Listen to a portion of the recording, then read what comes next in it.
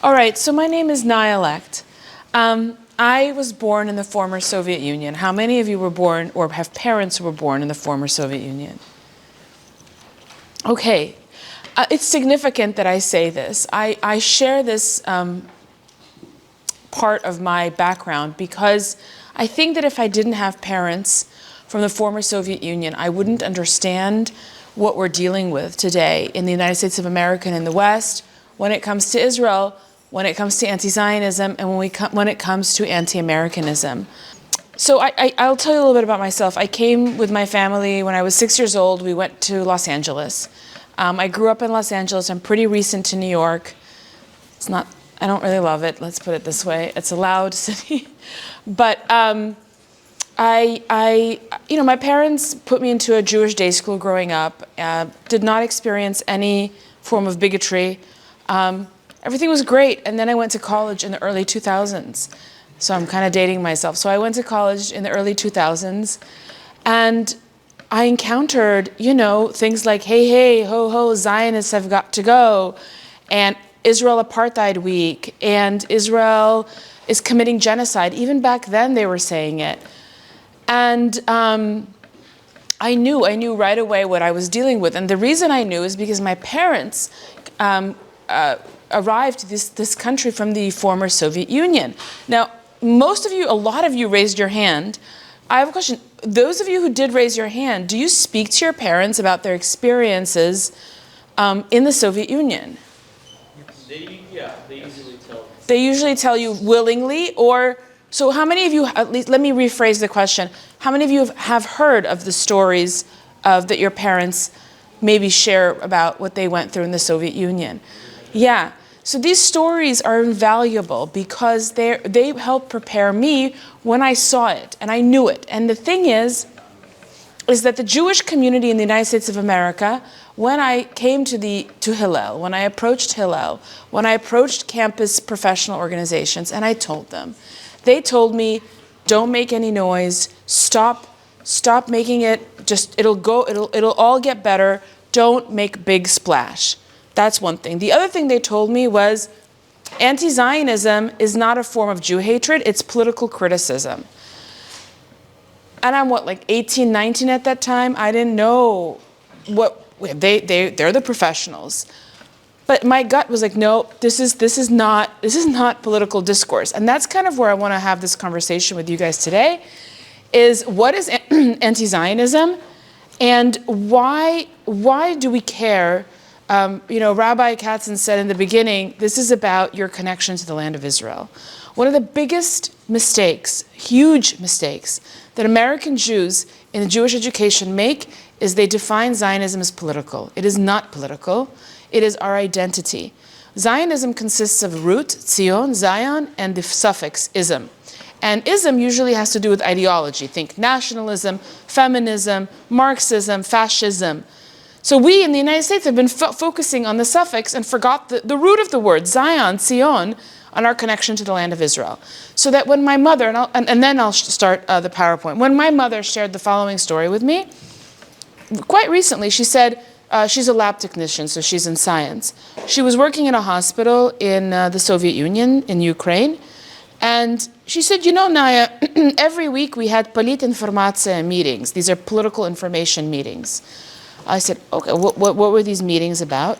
Well, they brought us all into a room, sat us around, and started giving us like an update, a briefing about what's happening in the world, but through a Marxist lens. Okay, I said, I understand. However, she said, every week, undoubtedly, what was on the platter, do you think? Israel. Somebody stood up almost weekly and denounced Israel as a fascist state, and it usually was a Jew. They picked a Jew in the company to do it. And I said, Mom, did you say anything? And she looked at me and she's like, what do you mean? We don't say anything in the Soviet Union. You don't say anything. And, I've been thinking that she shared this really recently with me, and I've been thinking of that story. And I try to put yourselves in the shoes where you're sitting, your head is like bowed down, it's the humiliation of having to sit through this demonization of Israel, and you can't say anything. You just have to sit and take it. And I thought to myself, well, why does that bother me so much? Like, Naya, why does it bother you? Like, what if they had a political disagreement? Why does that bother you? The thing is that I was just having a conversation with someone today. When you call something a Nazi, apartheid, fascist, racist, this is not criticism. There's no conversation after. You know, I work with students and I say to them, imagine there was a school in Manhattan where you found out that in the school there's Nazi curriculum, racist propaganda. What do you do with that school? What do you think? What do you do with that school? You shut it down.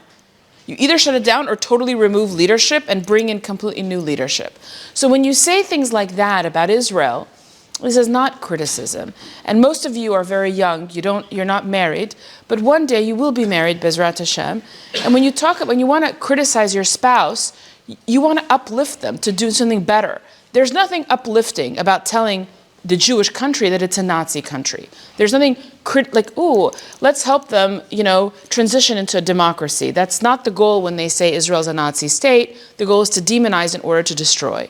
How many of you, raise your hands, don't be shy, it's okay. How many of you have heard of the word anti-Zionism? How many of you could define what it is, can explain to someone what it is? I mean, it's kind of in the terminology. It's being against, like, Zionism, like Jewish self-determination. Like, they try to claim, like, I mean, this is my opinion, I'm obviously injecting, but they try to claim, like, oh, like you said, they, like, oh, it's just political criticism. But like you said, when they throw around these words like Nazi, apartheid, that means that implies that the only solution is to, like, like, kind of like, oh, what do we do to Nazis? We destroy them, whatever. What do we do to, like, racists? We gotta, like, shun them. So it's a very extremely binary, So what is anti-Zionism? I think it's Jew-hatred repackaged in a different form. What is your name? Aaron. Aaron? Yeah. Yeah, you can just lead the class for me, because that was an excellent answer. It's Jew-hatred repackaged in a new form. Absolutely. Are your parents from the former Soviet Union? Yeah. Okay. They told me stories about this. Of course. You guys don't understand what power you have to help American Jews today. Out of the mess and confusion, they are confused. And I'll tell you why they're confused.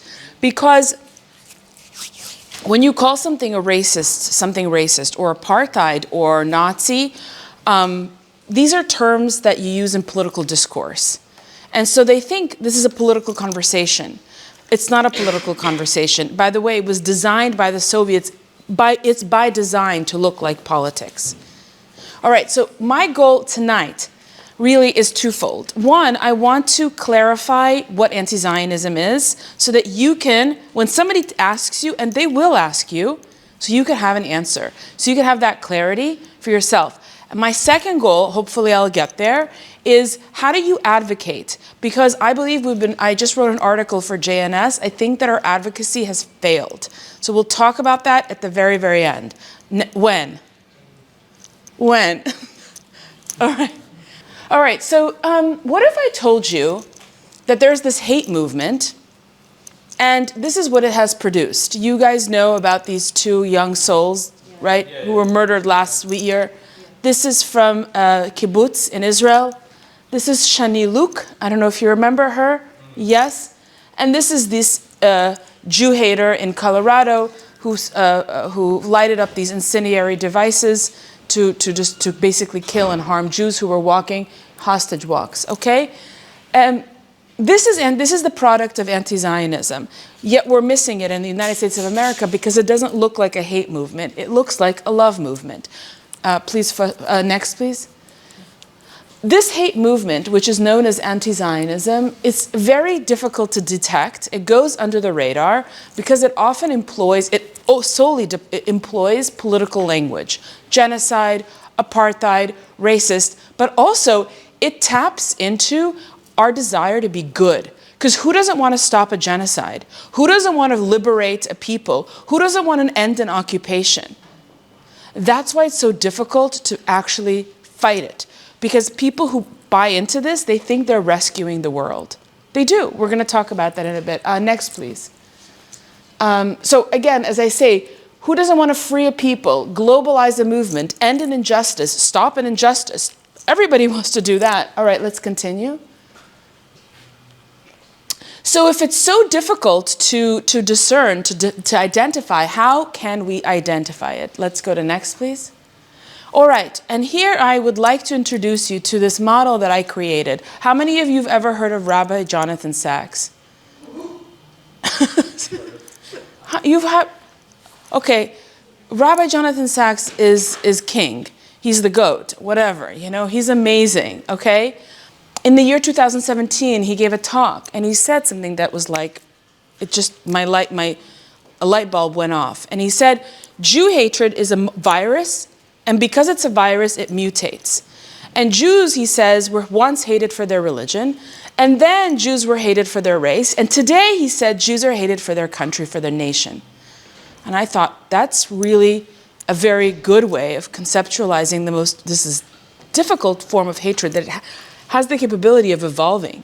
So I thought to myself, okay, Naya, it has the capability of evolving, but like what would be these three eras? So I decided there are three eras of Jew hatred: anti-Judaism, anti-Semitism, and anti-Zionism. Folks, we are not in the anti-Semitism era.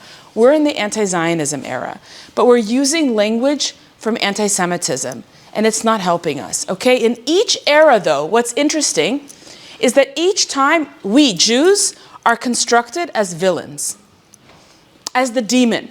But it looks different each time because what society cares about changes.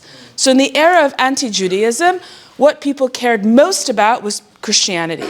So who were Jews? Violators of Christianity by virtue of just being Jews, right?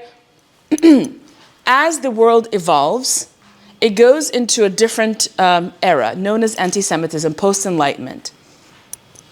The Jew, once again, reprises his role as a villain, as a demon, but very different now.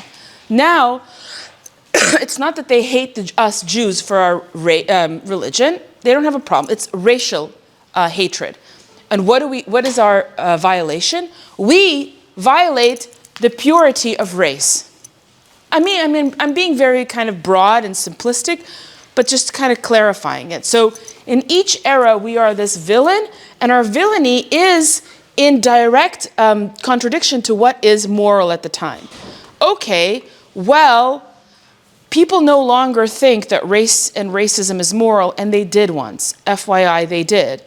Okay, that's why, how could you justify the Holocaust? Today, what is moral is human rights. That's our moral compass of the day, human rights. So once again, the Jew comes back on theater in the role of the villain, and his or her villainy is found in the fact that the Jew vis-a-vis Israel, Zionism, and Jews, we violate human rights. I wanted to introduce you to this idea, where it was really prompted by Rabbi Jonathan Sacks, and made me think about not necessarily that just the hatred evolves, but also how we are constructed as villains. Next, please. So let's take a look through this little journey of what I call virtue and violation. What's the virtue? What's the violation? And one student once asked me, she said, do you think we can predict what Jew hatred would look like if we knew what? The virtue. The virtue, exactly. Right? So I don't know. I said, well, perhaps if that is the model, yes. Virtue is Christ. We are Christ killers, okay? That's right. We are demonic. We killed Christ. That's the deicide charge. Okay, then there's blood libel. Anybody heard of blood libel? Great. I mean, not great, but you know what I mean. Okay? Right, the innocence of child is good. What do? We murder. We're baby killers. That's another one that comes up all the time. Israel baby killers all the time. I feel like a lot of these accusations are a lot of times blatant projections because, you know, the Christians who accuse, you know, us of killing, they look how many people they like slaughtered and, you know, genocided. I'm just saying it's all projection. That's why it used to get me angry, but then I realized they're just trying to project and rage bait, you know. So yeah. You're 100% right. Two people. Freud said every accusation is a confession, and the Russian Jewish journalist and writer Vasily Grossman said, "Tell me what you accuse the Jews of, and I'll tell you what you're guilty of." If anybody has heard that quote coming around, it's from Douglas Murray. Uses it a lot. If you know who he is, okay. All right. So again, the virtue is God. We are literally the devil. The virtue is world order. This is post-enlightenment, and who are we? We are controlling the world, nefarious Jews behind the scenes trying to upset the world order. Okay, next please. All right, and now we're moving more to more contemporary. What is virtuous indigeneity? Decolonization. So who are Jews? Colonizers and imperialists. Why I asked you about your parents and my parents, this is from the Soviet Union. This was in 1970, there was a May Day parade, okay? And there was a float, and it said, Sionism ruzhyo imperialisma, which means Zionism is the weapon of imperialism. But if you look really closely at this photo, you can't really see it here, but this is a spider. And the spider has this big racialized Jewish nose, and on the top of his hat is a Magen David. Okay, so you've got this terrible demonization, but now linking it with the language of Zionism. Okay? Peace. Well, if the world peace, who are we? We're warmongers. This is something you'll find more in classical right-wing anti-Semitism. Anybody know who Tucker Carlson is? Yeah, Tucker Carlson is basically accusing Israel and Jews of bringing America into war, into the Middle East. So that comes from that kind of more right-wing anti-Semitism. But here, this is a poster from the Nazis, Der Jude, and underneath it says in German, warmongers. So again, to your point of like who invaded Poland? Was it the Jews in 1939? No, it was Germany. Who is the warmonger? It was Germany, right? This is projection 101. 101. Next, please. To distract people from the fact that, they're destroying their own country, for sure. And of course, as I said to you today earlier, human rights and justice. Human rights and justice. So what are you going to say? Israel Zionists are racists, Nazis, apartheid. That's the language of injustice. And people think to themselves, well, this is political. Well, it's not political, absolutely not, because the goal is to demonize. It's no different than from the era of anti-Semitism, where the Jew was painted as a race polluter or trying to control the world. And so this woman right here, I don't know, it's not very clear, but that's okay. She's standing in London. This is from last year. I pulled this off the internet. She's at an anti-Zionist mob. I stopped calling these protests, by the way. And I suggest you stop calling these protests as well. Because protest suggests legitimate disagreement, civil debate. This isn't a civil debate. These are brown shirts who are appearing and looking like they're legitimate. I stopped calling them protests. So this mob gathers, and this white woman, and I'm racializing, but it's like she's standing there with a sign, "Keep the world clean." And I asked myself, why? Why did this woman do this? Why? Let's pretend. A minority of people are sociopaths who want to murder others. She's not a sociopath. Something about her, she genuinely thinks that she's participating in a righteous cause. That's why it's also so difficult. They believe that they are participating in a virtuous, righteous movement. That's why you have to keep the world clean. And here it's the Israeli flag that's in the waste basket. In the early 20th century, it'll be keep the world clean of the Jew. Now it's keep the world clean of Israel. I mean, it's just so obvious. Any of you ever seen Matrix? Yeah. Do you remember at the very end with him, like with a bullet, and he just sees everything? Once you see it, it's just, you can't unsee it. And I just know what I'm dealing with. Next, please. So let's go back to Rabbi Sacks. Rabbi Sacks talked about this as a virus. And I thought to myself, well, that's a really interesting concept where I want to push it further myself. And recently, I'm not a science person, but recently, because of COVID, I found out viruses have RNA and DNAs. I didn't know this, okay? But that means, like, for instance, if they could locate and isolate its sequence, that's how they develop vaccines, okay? So I thought to myself, well, what is the DNA core of this virus? That, yes, it can mutate, but there's something core to it that it won't change. All right, let's take a look at that. This is really important. The term anti-Semitism was coined meaning created, in 1879. Did Jew hatred exist before then? Totally, right? So what's this guy, Wilhelm Marr, going about making a new word for Jew hatred? It's not that easy to understand. Yeah? I would guess it was built on racial or... Yes, you are correct. Absolutely. But I'm asking, yes, it was based on race, hate of Jew based on race. But he was a very, very, very, very clever man. He was a failed politician, but he is the man who coined the term anti-Semitism. And the reason he did this is to distance himself from Judenhass, which was anti-Judaism. Now I have that. Why would somebody want to distance themselves from the former type of Jew hatred? And the answer is because you want to sell a new Jew hatred that's going to be very, very palatable to the people. It's going to sell. And when I read about Wilhelm Marr, I have to tell you, it all like clicked. Again, I had that matrix moment. Back to when I was in college. Are you guys in college, by the way? Some are, some aren't. Okay, I don't know how it is now, but whenever they would bring an anti-Zionist speaker to the podium, it would start like this. I denounce anti-Semitism. I think anti-Semitism is disgusting and has no place in our society. I am an anti-Zionist. And I was like 19, I'm like, why do they have to announce that they're not an anti-Semite in order to start with the anti-Zionism?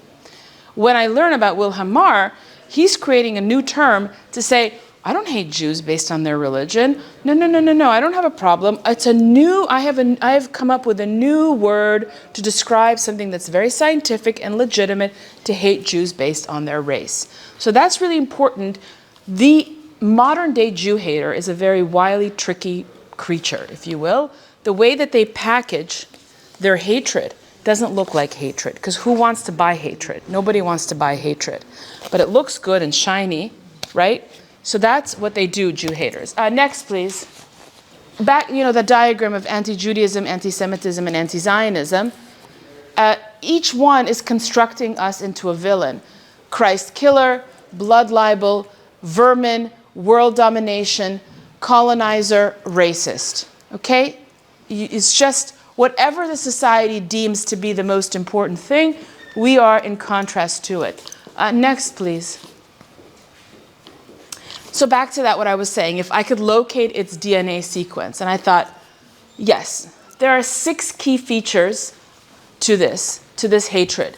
Blood libel, power, world domination, demons, dual loyalty, subhuman, and money, Jews and money. Okay? And interestingly enough, I could map out this hatred even as it evolves with, like, take blood libel. What is the modern day iteration of blood libel, do you think? That they claim, that the IDF intentionally kills children. Yeah, that's true. But what's another one that starts with the G? Oh, genocide. Genocide, right? Genocide is the evil, indiscriminate desire to kill humans, evil, indiscriminate desire to kill babies. That has evolved, and that is today's blood libel in many ways. Okay? World domination, that's an interesting one. With world domination, I'm going to go with political right and political left. Both the right wing, you guys know when I say right wing, like politically, Republican, Democrat, the right wing cares about power and the left cares about power, but in different ways. The right accuses Jews of being in charge and taking over the world or taking over America. The left has a different understanding of it. The left has they're interested in power as it relates to oppression. And so, for instance, Israel being in position of power, that's it. They're the oppressor. It's such a flattened understanding of the world. You are in the position of power, therefore you are an oppressor. So on the left, we have power and we use it in nefarious ways to subjugate and oppress people. On the right, we use our power not to subjugate and oppress, but to take over another country. Both are obsessed with power, okay? Demons. I told you this, in the era of anti-Judaism, we literally thought we were, the Christians thought we worked with the devil. I've read enough of works from St. Augustine, St. John Chrysostom, Martin Luther, who called us that we reside in the den of devils. It's just over and over and over. But if I go outside in New York, in Manhattan, and I ask some average person, hey, have you seen any devils? They would be like, are you crazy? But what is a devil? What does a devil mean? Evil. What is evil today? Nazis, racists, genocide. That is that mutation, right? It's today's demons, racists, Nazis, apartheid, genociders, colonizers, okay? Dual loyalty, that's another one. Usually you find that more on the right, political right, whereas like where does their loyalty really lie? There's a whole history to that as well. Irony of all ironies, if you've ever attended a Israel rally, what do you see? American flags, like a plethora of American flags. Anytime you attend a mob, an anti-Zionist mob, I used to see just Palestinian flags. Now I'm seeing straight up Hamas flags as well. So, They burn American flags. yeah, let's not forget that. Thank you. They also burn the American flag. Right, so these accusations, subhuman, this is from the Nazi era. That's why I don't believe we live in the time of yes.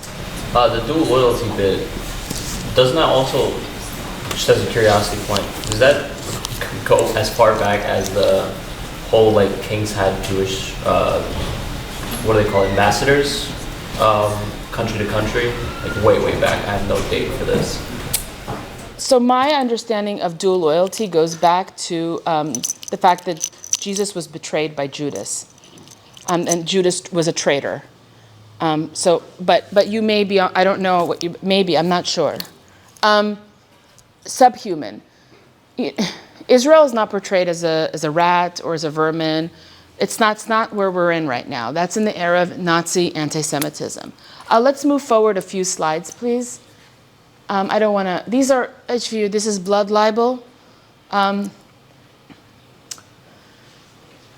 Take a look at the one at the very, very top in black and white. That is from a Jordanian newspaper, a cartoon, a Jordanian state-sponsored newspaper. After October 7th, okay? Jordan, after October 7th, you've got a Jewish general, because he's got the Star of David and the flag, eating what seems to be a child. What a weird fantasy, man. I don't know. So strange. So strange. Very strange. Yes, they are strange. And if you can move one forward, please. This one is from an UNRWA textbook in 2019. UNRWA is an organization inside the United Nations. They're supposed to be about Palestinian refugees. They're entirely corrupt. There are terrorist sponsors within the UN today, is what we have. They also produce textbooks for Arab children in Gaza and Judea Samaria, i.e. West Bank. This is from one such textbook. You've got a Hasidic man basically murdering a Palestinian child, okay? Let's move forward, please. These I also consider, we don't have time to go into the history of this story. Gaza is another fantasy, if you will, of imagining Jews of wanting to kill, just indiscriminately murder. Okay, let's continue. Let's continue. Let's continue, please. Okay, then we've got, of course, this idea of Jews controlling the world. And I'm putting both right-wing and left-wing. Right-wing is right there, this idea that Jews are controlling the world. On the left, this control is rendered through the language of colonialism, because that's what has power, colonizer, okay? Let's continue, please. The Soviet Union manufactured much of this story, okay? That's a whole other topic we can discuss another day. I actually teach at Yeshiva University, so tomorrow I'll be teaching my class exactly that lesson on the whole story of Soviet anti-Zionism. These are posters from the Soviet Union. It says Sionism et Racism, Zionism is racism. Here it says occupied by Israel, Palestinian lands, somewhere in the small print. The deeper question is, why are the Soviets doing this? We won't be answering that today, but something you should be asking. Why did the Soviets engineer this whole tension between, the Soviets created the Palestinian Liberation Organization. The Soviets have a huge footprint. The question we must be asking is why, what was the Soviet Union doing? Why was it interested in doing that? And now we in America in 2025, 2026 are dealing with the things that the Soviets had set up for us perfectly. All right, let's continue. We talked about the Zionism, this power dynamic. Yes, let's continue. Okay, we talked about that demons, today's demons are Nazis, racists, apartheid. This is Ilhan Omar a few years ago. She tweets, Israel has hypnotized the world. May Allah awaken the people and see them doing the evils, see them see the evil doings of Israel. Let the world see the evil doings of Israel. And the reason I included this is because this idea that Jews have these supernatural powers like the devil to hypnotize the world. And when I work with students, they're like, well, it doesn't say, it doesn't say Jew, it says Israel. I said, okay, so substitute the word Jew and see how it feels. The Jews have hypnotized the world. If you're not sure, just substitute with the word Jew. It becomes real clear then. Also, Margaret Taylor Greene said pretty specific. Oh, yes, of course. Space lasers. Jews, she didn't say Israel. Yes. Well, the ones on the left will say Israel and Zionist, although I have a crazy story for you guys. Do you want to hear it? Yes. So when I lived in California, sorry I'm going a little off topic, but when I lived in California, I used to go and infiltrate student SJP, which is Students for Justice in Palestine. I would go in their meetings at UCLA and Claremont McKenna colleges. But they didn't know who I was. Like, I didn't out myself as a Zionist. I pretended to be on their side. So I went to one such meeting, and it was about trying to get the university to defund study abroad programs with Israel. So we, myself included, it was like, how do we write a petition to the administrators to make sure that the university cut ties with Israel? So we're working on this petition, and they talked about Palestinian refugees, and I was just curious how far I could take the Jew hatred without, so I raised my hand, and I said, this is an amazing plan, but this is not enough. This is not enough for the university to cut ties with Israel. We need to take it to the next level. And they're like, what level do we need to take it to? I said, listen, we need to fundraise to get the Jews out of Israel. The problem is that the Jews are occupying Palestine. I said, they're occupying Palestine. We need to raise money. Sorry if I'm offending anyone. We need to raise money to get trains to come. I especially use the word trains. You know why I use trains. Yeah? I said, we need to get trains into Palestine and move the Jews out, even if it takes cart. I said, that's okay. We need to get trains. And I was just curious, like, what would they say? And this is what they did. Do you know what that is? Yes. Yes. They're like, amazing. But the head leader, the leader of SJP, stood up and said, guys, what she said is amazing, but be careful. Do not, she said Jew. We know it's Jew, she said. Outside, use the word Zionist. I was like, this is, in California, everything was recorded, but in California, their laws are that you have to ask permission in order to record. So I can't do anything with this recording. But I couldn't believe I was like, how far can I take it? First of all, I'm not gonna use the word Zionist. I'm gonna straight up say Jews, take them out in trains, like if it takes cattle cars. And they were so excited about this idea. But the other thing at the end that she said is, this is an amazing plan. However, she schooled everyone in that room and said, don't use the word Jew outside. Outside say Zionist, inside we could say Jew. Okay, that's what I wanted to share with you. Okay, let's move on. Okay, speaking of which, here are some tweets. Sorry for the expletives here. Are these anti-Jewish tweets? Yeah. Like, obviously? Okay. Guess what, everyone? Guess what? That's not the original tweet. Next, please. None of them say Jew. Next, please. That's what they say. They code switched. Okay, next, please. All right, I want to switch now to advocacy and having this conversation. Okay, guys, what is a libel? Do you know? Accusation. Yeah, what's your name? Adina, can I use you as an example? Okay, what'd you have for breakfast, Adina? An egg. You had an egg? Perfect. So if I said Adina had bananas, what did I just say? A lie. That was a lie, okay? Adina had an egg, but she dipped her egg in some Christian or Palestinian blood. What's that? A libel. That's a libel. Because what's the difference? In the first one, Europe, you weren't harmed. Like so I got it wrong. You got a banana. You ate an egg. I said a banana. But in the second version, I made you look really devilish, didn't I? Really evil, right? But why it works so well is that a libel is always rooted in a little bit of truth. That's why it's so difficult. Now, let me ask you this question. If I told you today that you had your egg dipped with some Palestinian blood, what would you tell me? But you did. But I know you do. I know you Jews, that's what you do. You use blood. I don't know how to respond to that. You don't know. It's just whoever's more stubborn. Prove it. No, we don't prove it. Do not prove libels. Do not disprove libels. Libels do not work, and I'm telling you from years and years of working in advocacy and making this mistake myself, when we get accused of genocide, blood libel, apartheid, we come back out with like a dissertation showing that we are not guilty. And it doesn't work. And the reason it doesn't work is that that's not the goal of a libel. The libel comes from being misinformed, but disinformed. What's the difference between misinformation and disinformation? If I said to you... Intentionally, yeah. What's the intent behind it, right? Disinformation, the libel is not there for you to correct it with information. The libel is there, it only is there to make you into a villain and a demon.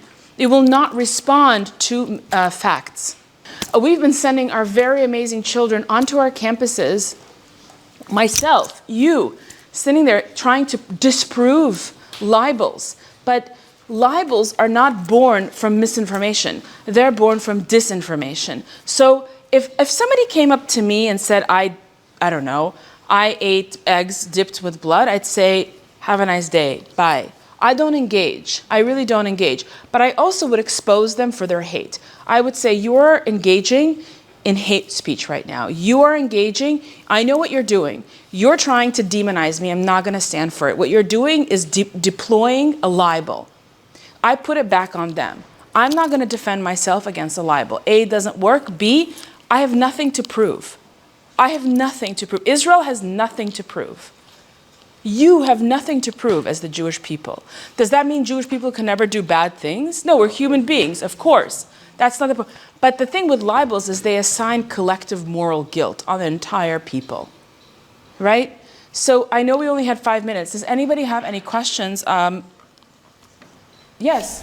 Yeah, my apologies for coming in here so late. I guess one question I have is like, do you ever believe that there are any activists on our side, pro-Israel activists, who, I guess, try to expose people who do blood libels, who maybe in retrospect might not be helping the Jewish community that much? Do I think that there are pro-Israel voices who have the intention to help but are actually not helping? Is Not that the necessarily that. Well, yes, that. Or what if, like, you know, they, I guess, for lack of a better term, are promoting stuff that in thought would be helping out the Jewish community, but may potentially also be putting a target on us. Well, like, what do you mean? Can you, like, I don't, like, what, do you have an example? I don't want to say the names because I don't want to spread like Lashon Hara, but for instance, I saw this video of this one Jewish activist who was trying to debate this Hamas individual, but was saying things that were factually incorrect. Well, maybe they're just not informed. I mean, I don't know exactly. We could talk afterwards. I don't know. I do think that a lot of our pro-Israel voices do a lot of damage and harm in many ways. Unintentionally. They have good intentions, but I'll give you one example. You may disagree with me, okay? And that's okay with me too, obviously. There's this libel against Jews that we're all white and European, and therefore we don't belong in Israel. So what did this Jewish world do? They put forward dark-skinned Jews and say, oh, Israel is actually not white. if you went to Israel, you'd see most Jews are Mizrahi, they're brown colored. But what you're actually doing is you're reinforcing the demonization of a white person. Is that good? No. In the long run, like, is that a good thing to do in the long run? Like, it's okay, point for us, we're not like, I mean, I look white, yes, but the thing of the matter is we Jewish people, we need to bring morality to this world. And it's not moral to demonize white people. It's just not, I think, a moral thing to do. Yes. So you were talking about like the libel and how they like kind of phrasing it in almost trying to make it not in a demonized way, saying that they're against anti-Semitism, but now they're anti-Zionism, and they're against genocide and all the things we stand bad against. So what do we do how do we go about the conversation where people buy into it? Where people say, yeah, no, we're not anti-Israel, we're just anti-Hamas, but we don't like what Israel is doing in Gaza. So that is why I'm pro-Palestine. Not me, like, but the other person. So how do we approach the conversation and basically say anti-Semitism and anti-Zionism are essentially the same thing? Well, they're not essentially the same thing, but I would say anti-Semitism, anti-Zionism is today's anti-Semitism. It's the evolved, okay? But listen, every conversation is going to go differently, right? When a person says, I'm not against the Jewish people, I just don't like the way Israel, let's say, has fought this war, that's really different than saying Israel is a genocide regime. And I would say, what don't you like about the way Israel, tell me more. What is it, right? Do any of you follow trigonometry? Konstantin Kisin?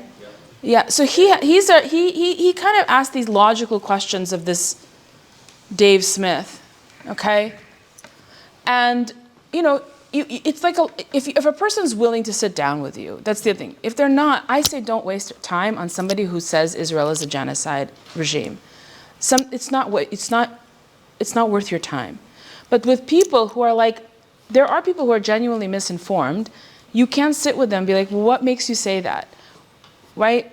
What should have Israel done after it gets attacked, right? How do you fight a terrorist organization, right? These questions, yeah.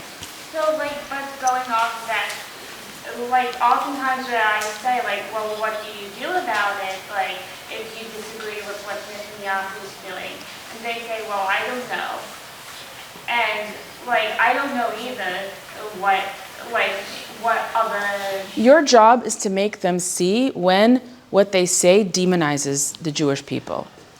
That's the problem, is that everybody can criticize everyone. Is your criticism coming from a place that you want something to be better, or you want to demonize? And that you need to, in real time, figure that out when you're sitting with that person.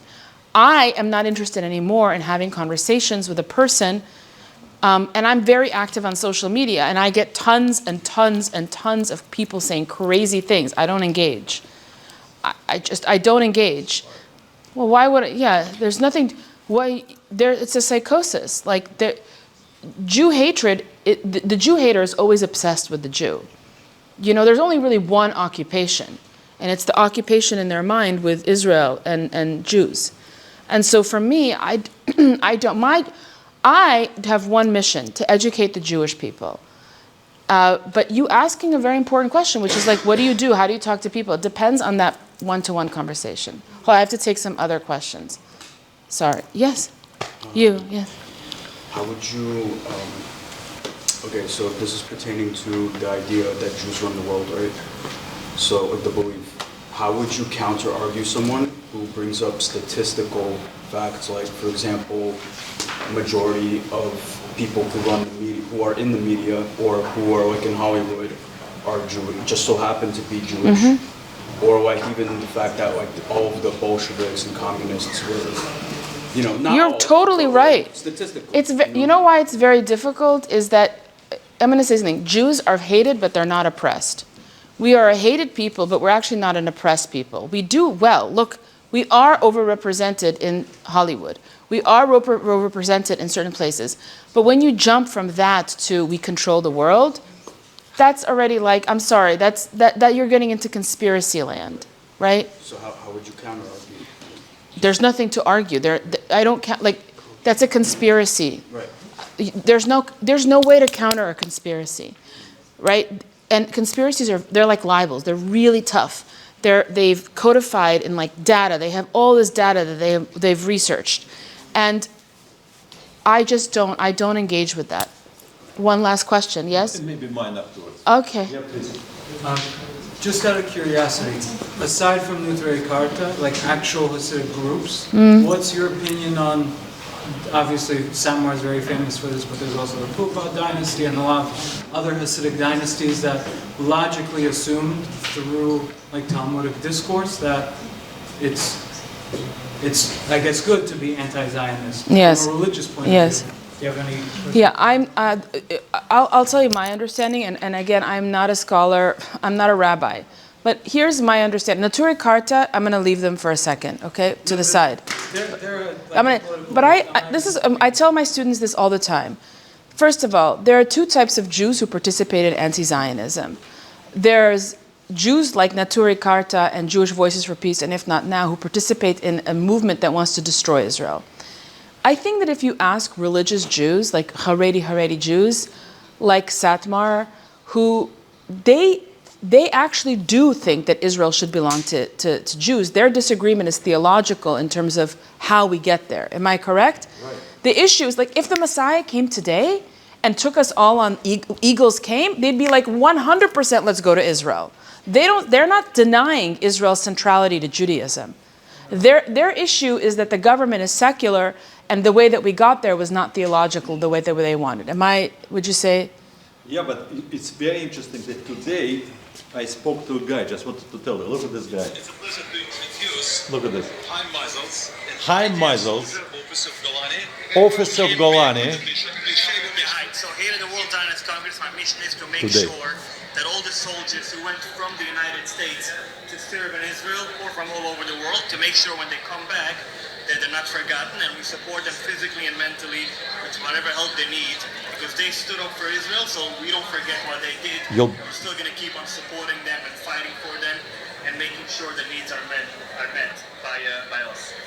First of all, we know that a number of soldiers actually died in Israel and even here because of the trauma. Please tell us. You know this. So we know over 100 in Israel, and at least two. Dr. P, 2 people died, IDF soldiers in America from psychological trauma. About 100 in Israel. So hopefully together. Who is speaking? Look who's Sure speaking. How many days did you serve? I served over 200, close to 250 days. In Gaza. Not a day before and after. I don't have the exact number because it's complicated a little, but I did 7 tours. Each tour In was last 20 second, days. who is this person? We are honored by your service. And we really want to thank you for that. But also because you're bringing the entire world. Listen. Truly to serve in the army. And you are great grandson Of the Satmar Rebbe. The Satmar Rebbe was the main person who theologically disagreed with the state of Israel. But his great-grandson is an officer in IDF. Dr. P, interesting?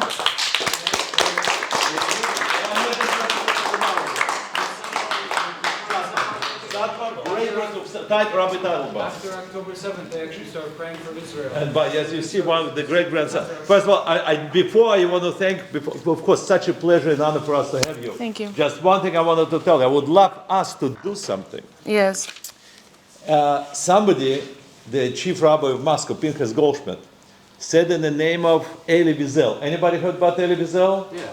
Elie Wiesel came to RAJE, and he spoke for RAJE when he was alive. It was 2012. Elie Wiesel said, together with Rabbi Goldschmidt, he said, Jew can live outside of Israel. A Jew cannot live without Israel. When we don't feel the pain and the struggle and the fight, it's not about Israel. It's about me. It's about us. So the question is, what can we do as a community? For instance, I know a guy from Argentina in Israel who said, you know what, I want to stand for Israel. And he started doing social media activism. And he got 15,000 people in the group. Can you imagine?